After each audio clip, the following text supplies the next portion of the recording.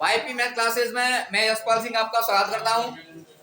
जिन विद्यार्थियों ने अभी तक मेरे चैनल को सब्सक्राइब नहीं किया है वो चैनल को सब्सक्राइब करें तथा वीडियो को लाइक किया करें और कोशिश ये करें कि वीडियो को पूरी देखा करें। कुछ समय देखने के बाद बोलते हैं समझ में नहीं आ रहा है, नहीं आएगा ऐसे समझ में, है ना? मैं कह रहा हूँ ऐसे समझ में नहीं आएगा और आप नियमित रूप से क्लासेस लेंगे और पूरी वीडियो को देखेंगे तो समझ में आएगा। आप यहाँ से बैठे उठ के बाहर चले जाओ, नहीं आएगा समझ में, बैठना पड़ेगा। इसी प्रकार से जितने समय क्लास चलती है उतने समय एकदम ऐसे क्लास में पढ़ रहे हैं ऐसी फीलिंग लेके बैठा करें और गणित खुला होना चाहिए, किताब पर लिखते रहा करें, वीडियो को रुक करके आराम से लिख लिया करें, ठीक है? और वीडियो को लाइक जरूर करें देखने वाले, ताकि पता चले कितने विद्यार्थी देखते हैं, अपने विद्यार्थी कितने देखते हैं, है ना? देखिए हम पढ़ रहे हैं आपकी प्रश्नावली 5 समांतर श्रेणी अर्थमेटिक प्रोग्रेशन, जिसमें हमने 5.1 और 5.2 को पढ़ लिया है और आज 5.3 के बारे में विचार करेंगे, ठीक है ना बात? हाँ, देखिए 5.1 में क्या पढ़ा था, पहले एक की बात देखें, थोड़ा सा रिवीजन करें। तो 5.1 में हमने पढ़ा था जांच करना। सबसे पहले पढ़ा था समान श्रेणी का प्रथम पद ज्ञात करना और सार्वंतर ज्ञात करना। तो पहला पद होता था वही प्रथम पद कहलाता है और दूसरे पद में से पहला पद घटाते हैं वो क्या कहलाता है, सार्वंतर कहलाता है। फिर उसके बाद में जानकारी की थी कि जांच कीजिए ये समान श्रेणी है या नहीं। तो यदि किसी श्रेणी के प्रत्येक दो पदों के बीच का अंतर समान आता है तो श्रेणी क्या कहलाती है, समांतर श्रेणी कहलाती है। तो हमने अंतर देखा था, यदि अंतर समान समान आ रहा है तो समान श्रेणी होगी, अन्यथा नहीं होगी। फिर आगे थोड़ा सा आगे बढ़े, फिर ये जानकारी की कि इसके अगले पद भी ज्ञात कीजिए, है ना? अगले 3 पद अथवा 2 पद भी ज्ञात कीजिए। तो हम क्या करते थे, डी जोड़ते थे और अगला पद प्राप्त होता था, डी जोड़ते थे और अगला पद प्राप्त होता था। ये बात हमने कंप्लीट की थी 5.1 के दौरान। आपको नहीं पता है तो पिछली क्लास देख सकते हैं 5.1 की, समझ रहा हूँ। जिन्होंने नहीं देखा है तो पहले वो देख सकते हैं। मैंने बता रहा हूँ क्या क्या पढ़ा है। 5.2 में हमने पढ़ा था समांतर श्रेणी का एनवा पद ज्ञात करना। इस श्रेणी दी हुई है, इसका 10वां पद कौन सा होगा, 15वां पद, 100वां पद, एनवा पद ज्ञात करना। और उसमें पढ़ा था कि ए एन डी और ए एन, इसमें से एक बात नहीं होती थी जिसे पूछा करते थे और बाकी की सभी बात होती है। किसी में डी पूछ ले, किसी में ए पूछ ले, किसी में एन पूछ ले, है ना? इस बार यानी कि एक ही सूत्र काम आता था, ए एन बराबर ए प्लस एन माइनस के 1 इंटू डी। और एक और दो प्रश्न निकल के आते अंतिम पद से एन वापस ज्ञात करने के लिए, जिसका सूत्र था L minus N minus 1 into D. और आज पढ़ेंगे हम 5.3 में क्या करना है, समांतर श्रेणी के प्रथम एन पदों का योगफल, एपी के प्रथम एन पदों का योगफल, एन पदों का योगफल। तो प्रथम एन, अच्छा समान श्रेणी का एनवा पद ज्ञात करते थे तो एन लिखा करते थे। क्या लिखते थे हम? योग को ध्यान रखना, क्या लिखेंगे, एस एन। क्या लिखेंगे? एस एन का सूत्र होता है एन बाई 2 कोष्टक शुरू 2a प्लस एन माइनस के 1 इंटू डी। अथवा दूसरा सूत्र भी होता है इसका, एस एन बराबर एन बाई 2 कोष्टक शुरू ए प्लस एल होता है। यहाँ एन का मतलब पदों की संख्या, डी का मतलब सार्वंतर, ए का मतलब प्रथम पद। 5 तो दो में इसकी जानकारी कर ली थी। लिखना चाहे तो लिख भी सकते हो कि यहाँ ए बराबर प्रथम पद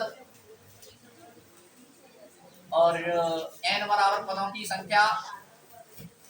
अच्छा सूत्र को लिखें बिना आवाज किए हुए, और डी का मतलब सार्वंतर और एल दिया हुआ ना, एल का मतलब होता है अंतिम पद।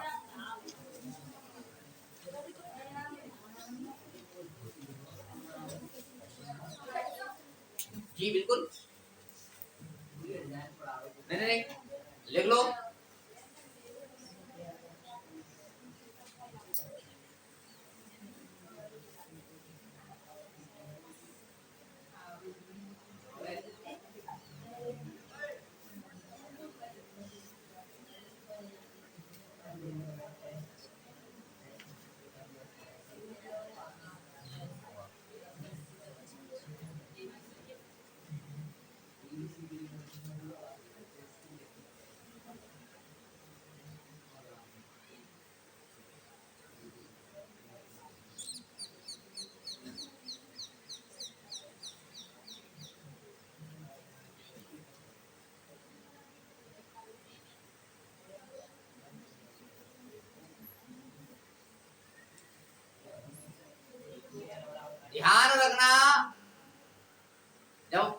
कंप्लीट हो जाएगी तो 5 का टेस्ट लेंगे और उसके कुछ समय पश्चात ही 1 से 5 तक का एक बड़ा टेस्ट रखेंगे, ठीक है ना। हाँ, पता तो चले पीछे का भी डिवीजन कर रहे हैं या नहीं, पीछे से पत्ता साफ नहीं हो जाए, है ना। इसको ध्यान में रखते हुए तो एक टेस्ट 1 से 5 तक का, जैसे कि मैंने जब बताएंगे कितने नंबर का लेंगे ये बात तभी बताएंगे। फिलहाल आपको यही सूचित किया जाता है कि 1 से 5 तक का टेस्ट होगा। तैयार रखें अपनी तैयारी को, ठीक। अच्छा, लिख लिया। देखिए Sn बराबर n/2 2a plus n minus के 1 इंटू डी अथवा Sn बराबर n/2 a प्लस n। आपके दिमाग में अभी विचार आ रहा होगा, बात एक ही है, सूत्र अलग अलग कैसे हो गए। आ रहा होगा, नहीं आ रहा? आना चाहिए,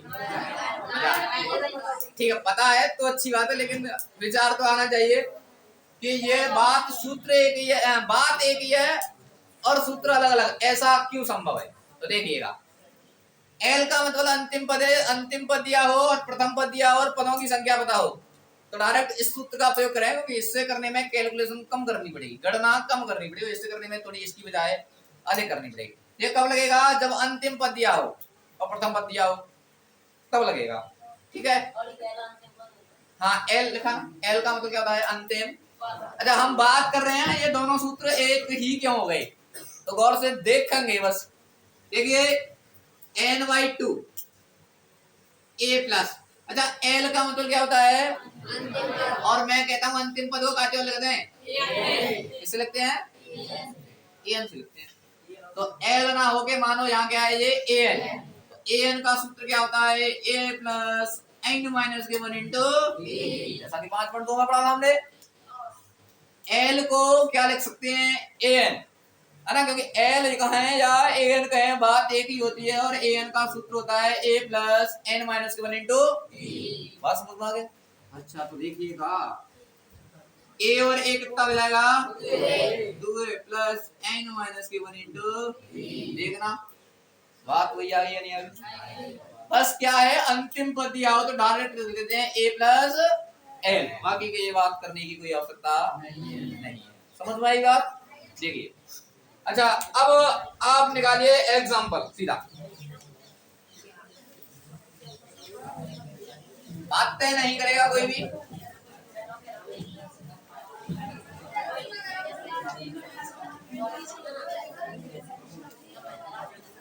अच्छा जी, एग्जाम्पल नंबर, बातें नहीं, बातें प्रारंभ नहीं, कौन सा? 11। हाँ, 11वें एग्जाम्पल में कहा गया, देखो एपी दी हुई है, ए बातें नहीं, एपी दी हुई है 8 3 माइनस के 2 डॉट डॉट डॉट के प्रथम 22 पदों का योगफल, के प्रथम 22 पदों का योगफल। अच्छा, बातें नहीं करेंगे और इधर ध्यान देंगे, थोड़ा सा ध्यान देंगे इधर बस। देखिए, आप क्या करते हैं, शुरुआत के प्रश्नों को गौर से नहीं समझते हैं, और मेरी आदत है मैं शुरुआत के को गौर से बताता हूँ, विपरीत हो रहा है। क्यों? शुरुआत के को गौर से समझ लेंगे तो बाकी के प्रश्नों में लगभग एक जैसा कार्य होता है ना। तो गौर से मैं समझाता हूँ, आप समझ लेंगे, आप लास्ट में सोचेंगे ये कैसे आ रहा है। अब कोई 5.1 नहीं पढ़ा हो, अब बता सकता है वो एक मान क्या हुआ?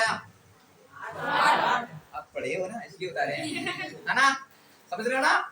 5.1 पढ़ना जरूरी था, मैंने बताया। 5.2 पढ़ना जरूरी है, जिन्होंने नहीं देखी है क्लास तो वो क्लास देखे पहले, तब आएगा समझ में। बात मत कहना समझ में आ रहा है या नहीं आया, मैं पहले ही बोल चुका हूँ।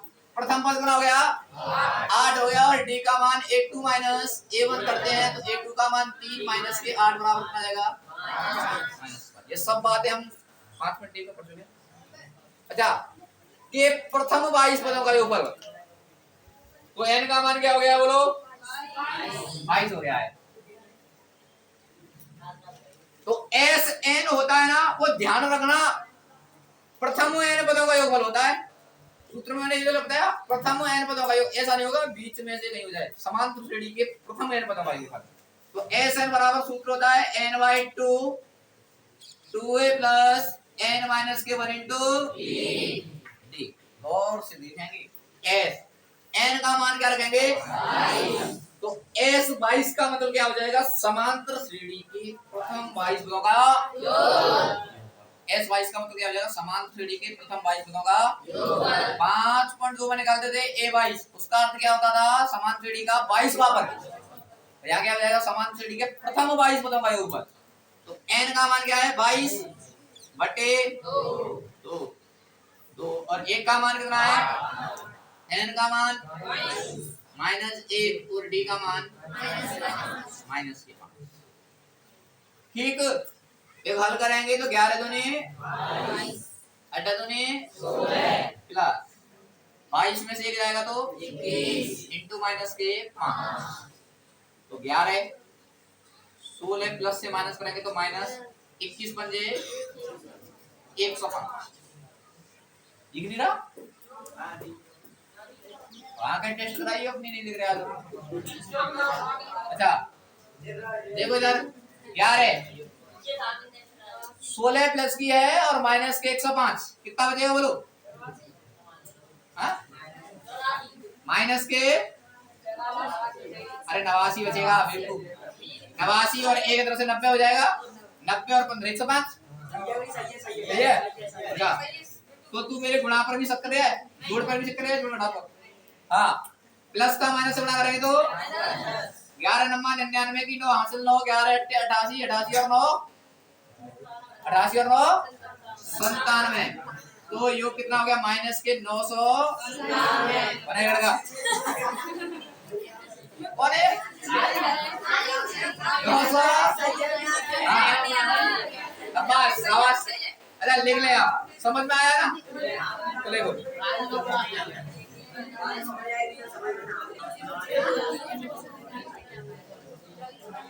देखिए एग्जाम्पल नंबर 12।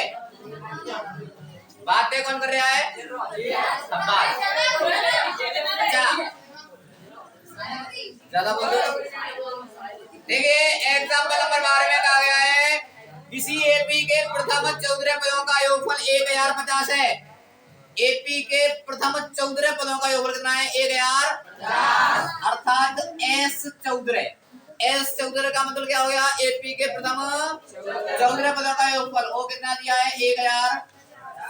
और आगे कहा गया है कि क्या कहा, इसका प्रथम पद 10 है, प्रथम पद 10 है तो 20वां पद ज्ञात की, अर्थात 820 ज्ञात करना है। बातें नहीं समझो, प्रश्न में कहा गया है, ध्यान रखना, यहाँ से बहुत अच्छा एग्जाम्पल बनता है पेपर के लिए, है ना, सवाल बनता है एग्जाम्पल में। हाँ प्रथम 14 पदों का योगफल 1050 है, तो प्रथम 14 पदों के योगफल को क्या लिखेंगे S14 बराबर कितना है 1000, और इसका प्रथम पद 10 का है और कहा है इस श्रेणी का 20वां पद ज्ञात कीजिए। देखिए यहाँ अच्छा ज्यादा भूलने से ये महसूस नहीं होता है कि ज्यादा समझ में आ रहा है, ज्यादा शांत बैठने से ही महसूस होता है कि समझ में आ रहा है ना। देखिए कुछ दिया हुआ है, कुछ ज्ञात करना है, तो पहले जो कुछ दिया होता है उससे कुछ निकालते हैं तब कुछ ज्ञात करते हैं, बात समझ में आई। हाँ जो दिया है उससे बात करेंगे, तो हमें S14 दिया है अर्थात Sn दिया है और Sn का सूत्र होता है n/2 2a plus n minus के 1 इंटू। अच्छा बात की जाए वो दूसरा वाला सूत्र है ना, विशेष स्थिति पर लगाना है जब अंतिम पद दिया हो तब, बाकी का प्रश्न नहीं होना है, तब के लिए जब अंतिम पद दिया हो ना तब लगाना है वो। देखिए Sn का मान कितना है 1000, बता इधर देखो Sn का मान 1000 और n का मान यहाँ से 14 बटे 2 2, a का मान कितना है 10 प्लस n का मान 14 माइनस 1 इंटू d का मान नहीं पता, शाबाश इधर देखो अच्छा अच्छा अच्छा हाँ आप देखो दिख रही है, बिल्कुल नहीं दिख रहा है। मैं दिख रहा हूँ, मैं दिख रहा हूँ। अरे इतना दूर नहीं बैठे हो तुम मेरे से भी नहीं दिख रहे हो।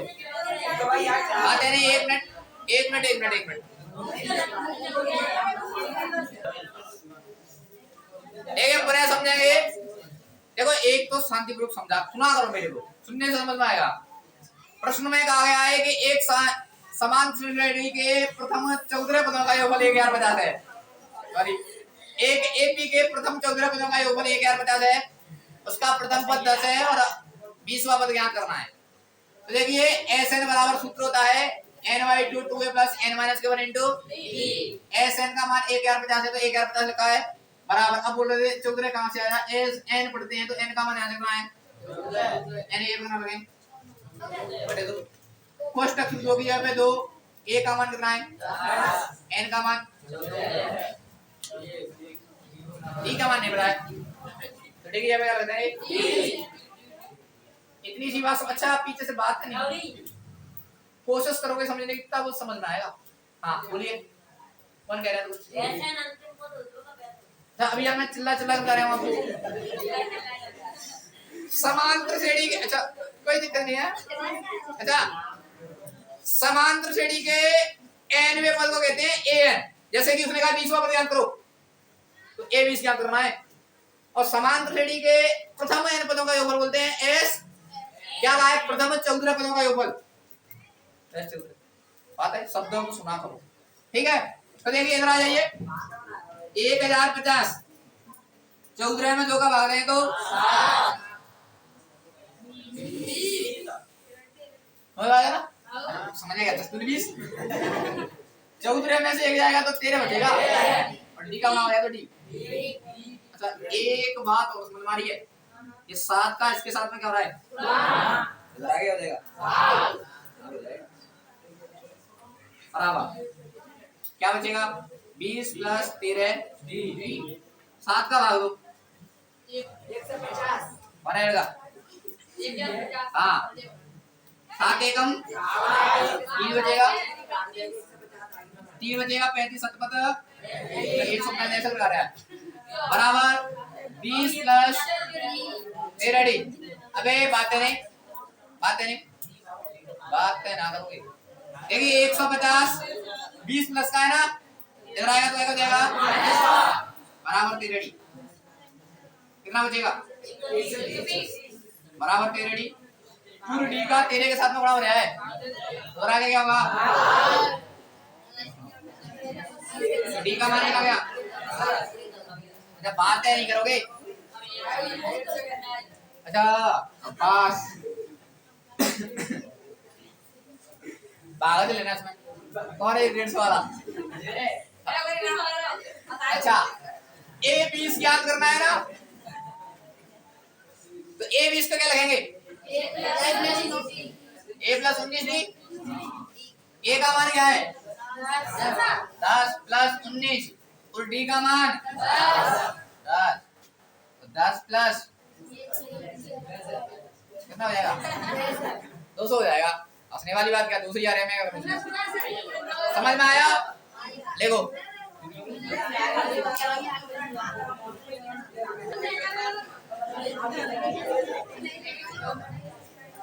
एग्जाम्पल नंबर 13 बातें नहीं करेंगे और एग्जाम्पल नंबर 13 समझेंगे। एग्जाम्पल नंबर 13 में कहा गया है कि एक एपी है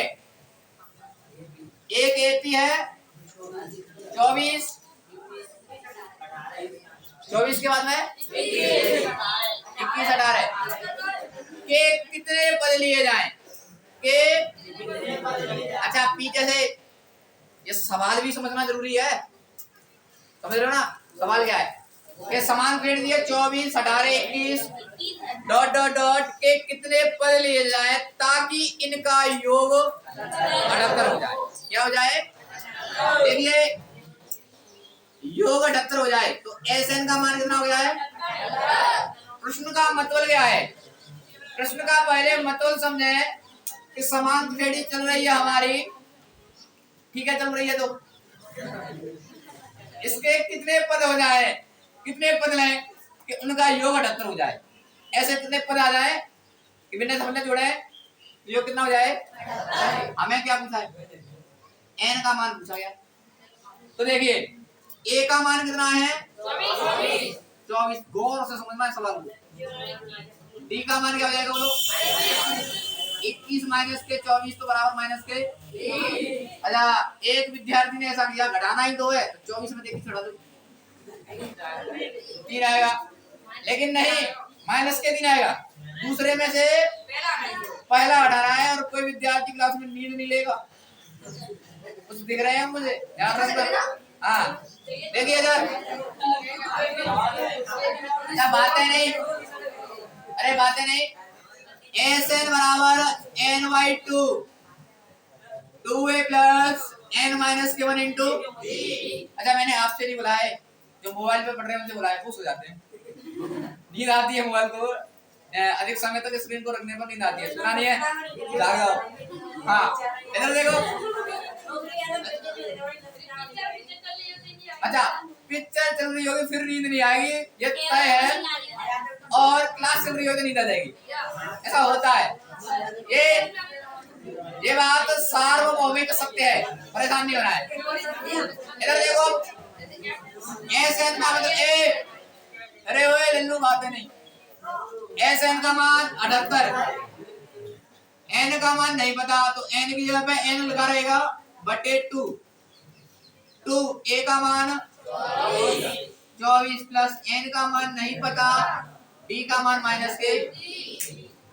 अच्छा इसको हल करना है तो 2 का इधर क्या हो रहा है भाग हो रहा है, इधर आगे क्या हो जाएगा हो जाएगा। कौन है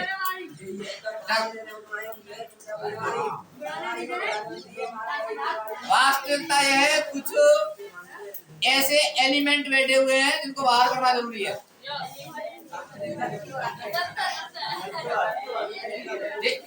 अराजक तत्व है ना, एलिमेंट वाला तत्व। देखिए इधर 2 का भाग हो रहा है, इधर आगे क्या हो जाएगा गुणा, तो 24 दूनी 48 माइनस के 3 का इसके साथ में गुणा होगा तो प्लस का माइनस करें तो माइनस के 3 है, माइनस का माइनस से प्लस 3 है कम 3 और 88 16 की 6 16 की 1 7 में चल रहेगा 156 क्या भारत का मैं डाल निकल ले तू। हाँ n 48 और 3 हो जाएगा 51 माइनस के n का अंदर गुणा हुआ, सिंपल सी कहानी है। तो 156 बराबर n का अंदर गुणा करेंगे तो 51 n, समझ में आ रहा है ना। n का गुणा करेंगे तो 3n।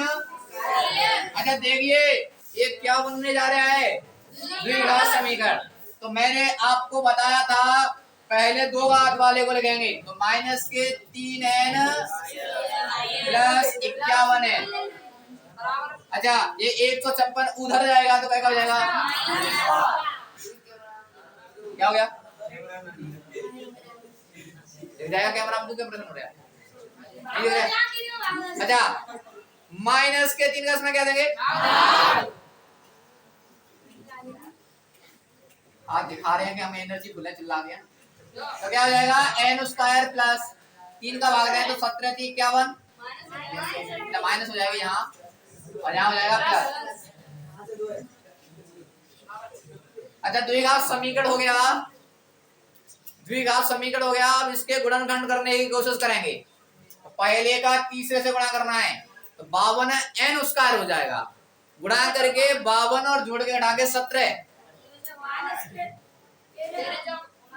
शाबाश 13 चौको 13 और 4 17। देखिए n स्क्वायर माइनस के 13n माइनस के 4n प्लस के 52 बराबर 0। बातें नहीं करनी है, ये नहीं सोचेंगे उसने जवाब दे दिया, कोई भी दे सकता है, आसान चीज है। पढ़े नहीं आप 4 में हाँ अब बात तो 13 और 4 17 हो जाएगा, 13 और 4 का 13 चौको 52 दो दो के समूह बनाएंगे तो यहाँ से n कॉमन आएगा तो n माइनस के 4 कॉमन आएगा तो n माइनस के बीच के कोष्टक सही है तो हमारे गुणनखंड सही है और n माइनस के 13 n माइनस के 4 बराबर 0, n माइनस के 13 बराबर 0, तो n बराबर क्या हो जाएगा और n माइनस के 4 बराबर 0 करेंगे n बराबर क्या आ जाएगा। यहाँ समस्या हुई। अब शांत रहेंगे, बात है नहीं। हम क्या याद कर रहे थे, n के कितने पद लिए जाए ताकि इनका योग 78 हो जाए। तेरे भी आ रहे हैं, तेरे से मान कैसे कर सकते हैं बोलो। तेरे भी n का मान आया है, जैसे n का मान 4 आया, आप बोल रहे हैं 4 लेंगे, नहीं तेरे भी तो टूट जाएगा। माइनस का होता है तो छोड़ देते, क्यों? मेरी बात सुनो पहले, पूरी बात सुनो और आपकी सभी कंफ्यूजन वाली बातें वो दूर हो जाएंगी। पहले तो ये देखो, यहाँ n के मान 2 मिल रहे हैं, 13 और 4, और प्रश्न में कहा गया था हमसे कि n के कितने पद लिए जाएं ताकि इनका योग 78 हो जाए। अब 13 भी बोल रहा है, 4 भी बोल रहा है, क्या ऐसी बात सही है? हो सकता है ऐसा? पहले तो आप बताओ, हो सकता है? ऐसा तो हो सकता है। अच्छा, सवाल में आ रहा है तो ये तो निश्चित है हो सकता है। यदि एक माइनस का आता तो छोड़ देते। अब देखो क्यों हो सकता है, अब बात सुनिए क्यों है ऐसा होता है, गौर से देखना। एक तो n बराबर 4 आ रहा है ना, तो समांतर श्रेणी के 4 पद लेंगे और जोड़ेंगे 78 हो जाएगा, मतलब यही होगा। एक n बराबर 13 आ रहा है, तो n का मान 13 लेंगे और समांतर श्रेणी के इन 13 पदों को जोड़ेंगे तो 78 हो जाएगा। कैसे? समांतर श्रेणी हमारी घटती आ रही है, एक जगह जीरो आ जाएगी, फिर कद्दू पद में आ गए, माइनस माइनस को जोड़ोगे एक साइड, प्लस प्लस के जोड़ोगे तो जोड़ेंगे, जोड़ कर कितना आएगा 78 आएगा। समझ में आ रहा ना? तो ये दोनों मान संभव है, क्यों? क्योंकि समान श्रेणी घटती जा रही है ना, जीरो के बाद में पद माइनस में आएंगे और माइनस को जोड़ेंगे तो इधर से ज्यादा हो जाएंगे, तभी तो योग करके कितना आएगा। अच्छा, आज आपके लिए होमवर्क के रूप में रहेगा कि n बराबर 4 के लिए योग ज्ञात करेंगे और n बराबर 13 के लिए योग ज्ञात करेंगे, फिर देखना दोनों का मान 78 आएगा। कितना आएगा? समझ में आ रहा ना बात? ये घर जाके काम करोगे, आप लिख सकते हो।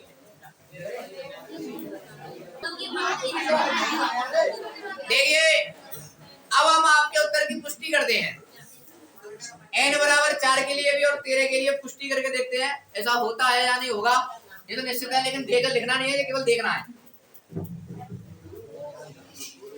एस एन ज्ञात करना है, n का मान कितना ले पहले 13, तो 13 बटे 2 a का मान 24, n का मान 13 माइनस 1 और d का मान माइनस के 3। एक ये बात है नहीं, ये लिखना नहीं है, केवल समझ लेंगे। 24 दूनी 48, 13 में से 1 जाएगा तो 12 माइनस के 3, 13 बटे 2, 48 प्लस का माइनस करेगा तो माइनस 12 3 36, 13 बटे 2 कितना बचेगा यहाँ से 12, 6 12 13 चका आ गया ना। 13 के लिए भी ऐसे ही आ जाएगा, परेशानी होना है।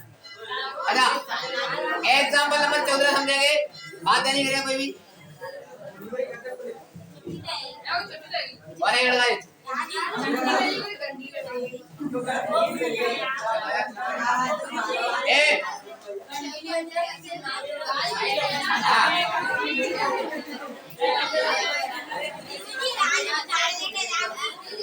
कैमरा चल रहा है, बात नहीं। इतनी आवाज क्यों करते हो बे? मुझे कभी कभी ये महसूस होता है कि मैं विद्यार्थियों को नहीं, मैं इसको पेट पकड़े हुए बना रहा हूँ। हाँ, ऐसा नहीं होना चाहिए, बातें नहीं, बातें नहीं।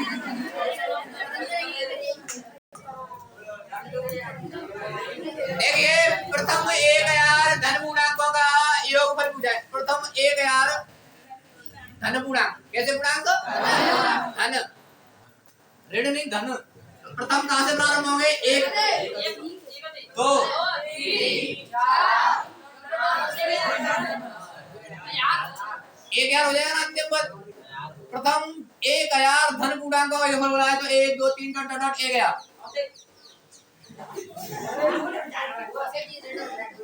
ए का मान है 1 और डी का मान नहीं, प्लस के होगा, 2 में से 1 जाएगा तो 1 बचेगा। अंतिम पद कहे या एल कहे, कितना हो जाएगा? और n बराबर भी क्या होगा? 11 पद हो जाएंगे, एक एक करके गिन रहे हैं, 11 हो जाएंगे। अच्छा बहुत देर है तो कैसे ये क्या रहेंगे? हाँ SN बराबर है, अंतिम पद है हमारे पास, तो n/2 a प्लस l। अच्छा n का मतलब एक शांत बैठ रहेंगे, शांत, n का मतलब 1 यार, तो 1 बटे 2, a का मान कितना है 1 और l का मान कितना है 1 यार, तो देखो 2 से काटेंगे तो कितना हो जाएगा इंटू 1 और 1, हाँ 1 और 1 कितना देगा 1 अच्छा गुणा करना है ना, 5,05,500 बस ठीक है, 2 जीरो है, इनको ऐसे लिख देंगे 5 0 0 5 एकम 5, तो ये हो जाएगा प्रथम 1 धन पूर्णांकों का बिना आवाज किए हुए लिखेंगे, बिना आवाज किए हुए। अच्छा 1 मिनट देखिए एक बार और समझेंगे इसको। प्रश्न में कहा था प्रथम 1,000 धन पूर्णांकों का योगफल, क्या कहा था? प्रथम 1,000 धन पूर्णांकों का योगफल, तो कहां से श्रेणी प्रारंभ होगी? 1 2 3 और अनंत तक जाएगी। इसमें मेरा प्रथम पद 1 हो गया, डी का मान 1 हो गया, और अंतिम पद कहूं an या l कितना हो गया 1,000। पदों की संख्या देखी जाएगी तब भी कितनी हो जाएगी?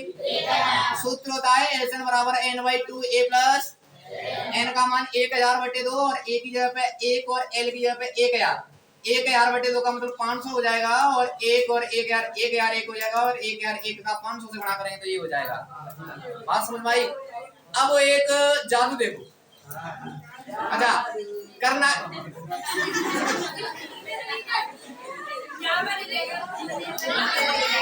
शांत हो जाओ, शांत हो जाओ तो बताऊंगा मैं। हाँ अच्छा कुछ विद्यार्थी यहाँ ध्यान यहाँ होना चाहिए। हाँ यदि आपसे ऐसे ही बोले प्रथम 1,000, प्रथम 100, प्रथम 10,000, प्रथम 1,00,000, 1,00,000 के लिए भी तो जाएगा, क्या करना है? क्या बोले सवाल? क्या सवाल? प्रथम 100 धन पूर्णांकों का योगफल, प्रथम 1,000 धन पूर्णांकों का योगफल, प्रथम 10,000 धन पूर्णांकों का योगफल, प्रथम 1,00,000 धन पूर्णांकों का।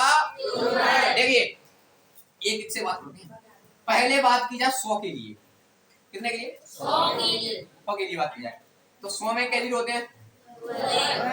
2। तो 5 को अंक लिख के क्या जीरो आवेगी? 1 5 और 0 कर लेना। हाँ 100 के लिए आने वाले हैं। हाँ और 1,000 में कितनी जीरो? चलो कोई दिक्कत नहीं है, उसने पढ़ा होगा 1,000 तो आया होगा, इधर देख ले पहले बात क्या निकल गई यहाँ। देखो 1,000 में क्या जीरो होते हैं? 3, तो 5 के पीछे 2 जीरो, 5 से 2 जीरो। ऐसे ही बात करिए 10,000 में क्या जीरो हो जाएंगी? 4, क्या जीरो हो जाएंगी? 4, तो 3 जीरो, ये हो जाएगा। अच्छा ठीक है ठीक है। हाँ ऐसे ही 1,00,000 के लिए बात किया, 1,00,000 में कितनी जीरो हो जाएगी? 5, तो 5 4 जीरो, 5 4 जीरो। बात समझ आ रही है? क्यों नहीं आई है? अरे समझ में आ जाए तो ठीक है, नहीं तो फिर ऐसे ही करना पड़ेगा, है ना? देखिए 5 1,000 का है, यहाँ क्या है? 1,000, 1,000 में 3 जीरो होती है, 5 का अंक लेना है 2 जीरो, 5 का अंक लेना है 2 जीरो। 10,000 में दिया 5 का अंक, 1,000 में 3 जीरो होती है, 1 जीरो कम है ना? 5 के पीछे 2 जीरो, 5 के पीछे 10,000 में कितनी जीरो होती है? 4, तो 5 के पीछे 3 जीरो, 1,00,000 में क्या होते हैं? 4, 5 होते हैं, 5 के पीछे 4 जीरो, 5 हो जाए। 100 के लिए बात किया, 100 के लिए भैया। हाँ बात समझ में आई ना?